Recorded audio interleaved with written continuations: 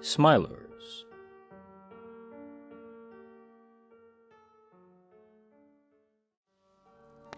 There have been reports of people going insane, tearing out their tongues and swallowing them.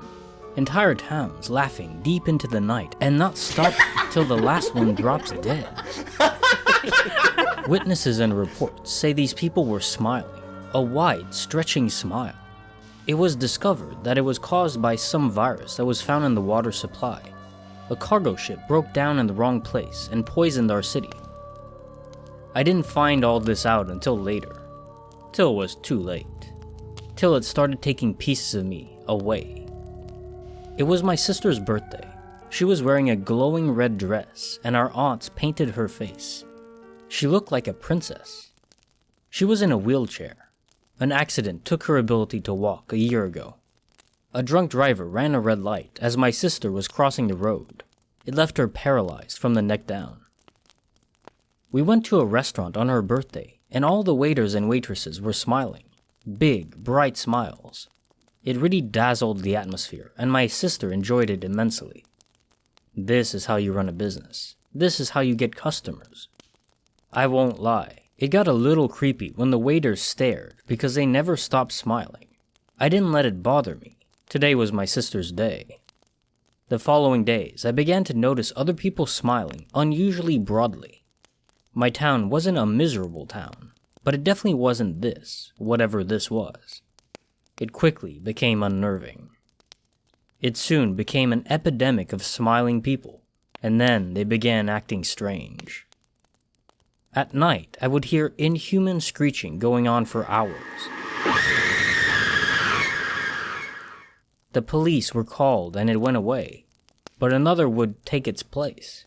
This went on for many nights. The police had to make rounds on the streets, but it didn't stop there. One by one, the reports of people losing their minds grew larger by the day, all of which had one thing in common: the fixated smile that seemed to cut into their face.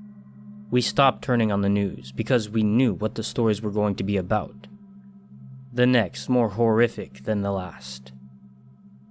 We needed to stay positive, for my sister's sake. Even that was becoming difficult. Bodies, hundreds of bodies were found on the streets. Special cleanup crews were deployed to collect the bodies and dump them into a trash heap. Once the trash heap started to overflow, the authorities ordered to burn the bodies or throw them in the water to create more room. The air started to smell of burning pork, and the clouds looked infected and sickly. Even the rain would taste like dishwasher on good days. On bad days, it would taste like rotting carcasses. I suppose you could call this hell, but this isn't where hell began for me. Hell began when my sister started smiling. Hell began when my sister laughed through the night. Hell began when my sister stood up out of her wheelchair and started moving. Hell began when I realized there was nothing I could do but watch her as she descended into madness. Hell began when they collected my sister and burned her. Hell began when I could taste her in the rain.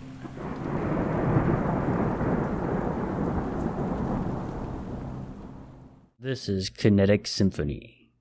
If you've enjoyed this narrated story, please subscribe and like the video to help me grow. Thank you.